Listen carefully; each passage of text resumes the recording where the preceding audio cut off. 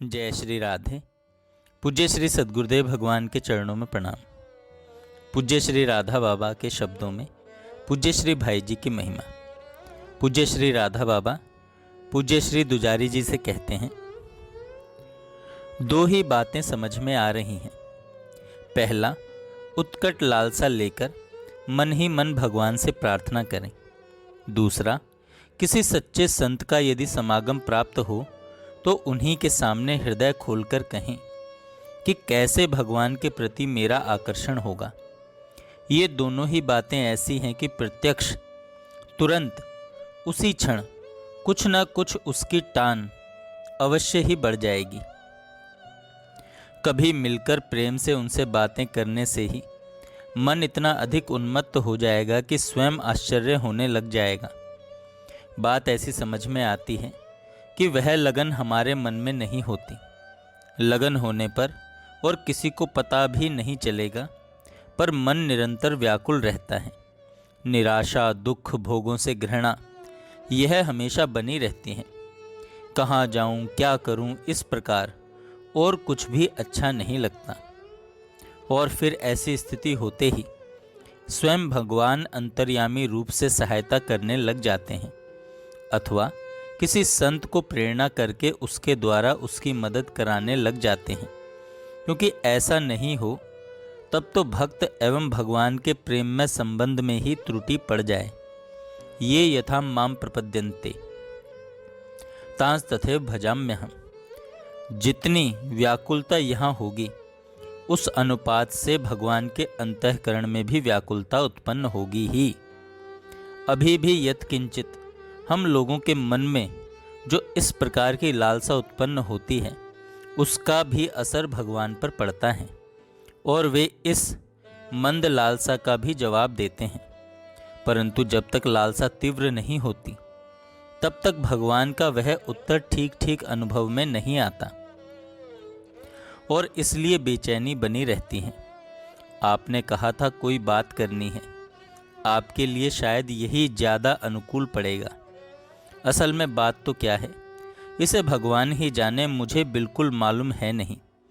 परंतु ऐसा शास्त्र कहते हैं कि जो कुछ भी दिखता है वहाँ पूर्ण रूप से भगवान है। इसी का अनुभव करने के लिए आवश्यकता होती है कि किसी एक के प्रति अपना भगवत भाव स्थापित किया जाए। इसी के लिए शास्त्र में गुरु परंपरा है। शिष्य अपने गुरु को ही भगवान मानकर उनके चरणों में न्योछावर होने की चेष्टा करता है। अवश्य ही वैसे शिष्य और गुरु दोनों का ही अभाव सा आजकल है। परंतु भगवान का तो अभाव नहीं ही है और संत का भी अभाव नहीं ही होता, शिष्य का ही अभाव होता है। देखें, केवल लालसा लेकर धैर्यपूर्वक साधक को प्रतीक्षा करने की आवश्यकता होती है। फिर उसकी आंतरिक लालसा ही भगवान में, संत में जो सर्वथा अभिन्न तत्व है, प्रतिबिंबित हो जाती है और उसी के अनुरूप क्रिया होने लग जाती है। संत तो एक चेतन पदार्थ है और वहाँ सर्वथा सब रूप से पूर्णतया भगवान की अभिव्यक्ति रहती है। केवल ढांचा लौकिक लीला के अनुरूप चेष्टा करता है।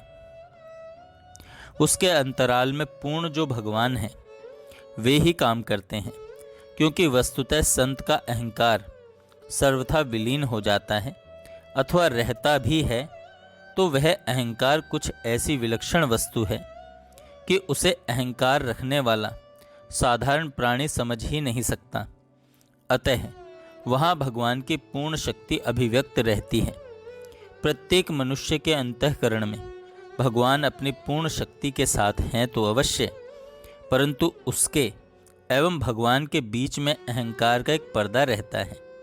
इसलिए वहाँ सभी मनुष्यों में भगवान मौजूद रहते हुए अप्रकट हैं, पर संत का वह पर्दा हट जाता है तथा वह सर्वथा भगवन्मय बन जाता है। इसलिए जब तक प्रारब्ध शेष रहता है तब तक संत के रूप में स्वयं भगवान है, यह समझना चाहिए। नहीं समझने पर भी वह चीज़ तो ज्यों की त्यों है। पर जैसे दुर्योधन साक्षात भगवान श्री कृष्ण का दर्शन लेने पर भी उनके द्वारा बहुत बार सिखाए पढ़ाए जाने पर भी श्री कृष्ण को भगवान नहीं मानता था, इसलिए वह जीवन काल में उनके सहवास का आनंद का लाभ नहीं उठा सका। इसी प्रकार जिस दिन मनुष्य भगवान को प्राप्त कर लेता है, उसी दिन से उसकी जगह स्वयं भगवान काम करते हैं। पर न मानने वालों को उनके जीवन काल के सहवास का आनंद बहुत बार कम प्राप्त होता है। अवश्य ही कल्याण तो संग में आने वाले प्रत्येक प्राणी का निश्चय निश्चय निश्चय ही हो जाता है। एकादश स्कंद में भगवान ने स्वयं सत्संग की महिमा बतलाते हुए 30-40 भक्तों का नाम गिनाया है। टीकाकारों ने सबका जीवन लिखा है और किनको किनके संग से कल्याण की प्राप्ति हुई, उसके देखने पर यह पता चलता है कि अधिकांश को तो उसी जीवन में ही भगवान की प्राप्ति हो गई है, कुछ को एक और जन्म धारण करना पड़ा है। इसी प्रकार आज भी संत की महिमा वही है। काल के अनुसार मनुष्य की श्रद्धा नीचे दर्जे की हो गई है, परंतु सत्य वस्तु भगवान एवं संत की महिमा थोड़े ही घट जाएगी, वह तो त्रिकाल में एक सी ही रहेगी। इसलिए जो संत आज हैं उनकी महिमा वही है, बिल्कुल ज्यों की त्यों है, परंतु उसका प्रकाश श्रद्धा नहीं होने के कारण नहीं होता। पहले जमाने में लोगों की सात्विक प्रवृत्ति होने के कारण संतों की महिमा का उन पर प्राकट्य जल्दी हो जाता था, अब कुछ विलंब से होता है। इसमें हेतु संत की शक्ति की कमी नहीं है, हेतु है साधक की श्रद्धा की त्रुटि। यह शंका हो जाती है कि फिर महाप्रभु चैतन्य आदि ऐसे संत हो गए हैं कि बिना भाव के कारण ही सबको तार गए, तो इसका जवाब असल में तो मुझे मालूम नहीं, पर यह समझ में आता है कि उनके द्वारा भी जो लोगों को प्रेम दान हुआ है उसमें भी फर्क है, तथा प्रेम प्रकाश भी सबके जीवन में तुरंत नहीं हुआ है। किसी को बहुत विलंब तक साधना करनी पड़ी है, यहाँ तक कि रामचंद्रपुरी को तो उनके द्वारा भी प्रेम प्राप्त नहीं हुआ, क्योंकि उन्होंने अपने गुरु का अपमान किया था। तथा एक बात यह भी है कि महाप्रभु के विषय में तो यह मान्यता है कि वे स्वयं भगवान थे। यह बात नहीं मानने पर भी एक बात तो शास्त्रीय ही है कि समय समय पर भगवान की विशेष कृपा होती है, और उस कृपा के कारण ही संत लोग इस प्रकार बेरोक प्रेम का दान करते हैं। अब वह कृपा क्यों होती है, कब होती है, उसका क्या नियम है, इसे भगवान के सिवा और कोई नहीं जानता। अस्तु, संत तो वही हैं और उनके सामर्थ्य भी वही है, परंतु पहला न तो भगवान की प्रेरणा है कि वह चमत्कार दिखे, दूसरा न वैसे श्रद्धालु हैं जिनके कारण कम से कम उनके लिए तो चमत्कार दिख ही जाए। आपकी ही डायरी में शायद देखा है या कहीं दूसरी जगह मुझे याद नहीं, पर कहीं देखा जरूर है कि भाई जी ने भगवान के प्रत्यक्ष दर्शन होने पर गायों की समस्या पर प्रश्न किया था, जिसका जवाब उन्हें यह मिला कि अभी गायों की दुर्दशा और बढ़ेगी, इनके उद्धार का अभी समय नहीं है। अब आप ही सोचें, भगवान को क्या गायें प्यारी नहीं हैं? गोपाल होकर भी वे गायों की दुर्दशा करा रहे हैं कि अभी इनका समय नहीं आया है। उसी प्रकार भक्तों के बीच में बेरोक बिना किसी भाव श्रद्धा के प्रेम का दान भी शायद कोई ऐसा ही रहस्य हो, तो क्या पता कि जिसके कारण बड़े अपूर्व विलक्षण तथा अतिशय शक्ति संपन्न, क्या भगवान ही जब संत हैं तो फिर उनकी शक्ति तो असीम है ही। संतों के रहते हुए भी इस प्रकार की कोई घटना देखने में नहीं आती।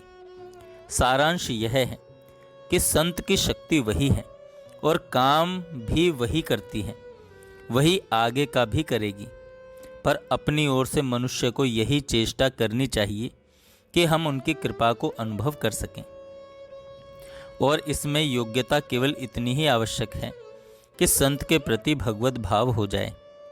मैं लिख रहा था, दूसरी बात यह थी कि जड़ पत्थरों की मूर्ति में भगवान भाव से प्रकट हो जाते हैं, फिर जहाँ पहले से प्रकट हैं वहाँ दिख जाएं, अर्थात संत में भगवत भाव हो जाने पर उनमें मनुष्य को भगवान का दर्शन होकर फिर सर्वत्र भगवान ही भगवान दिखने लग जाएं, तो क्या आश्चर्य है।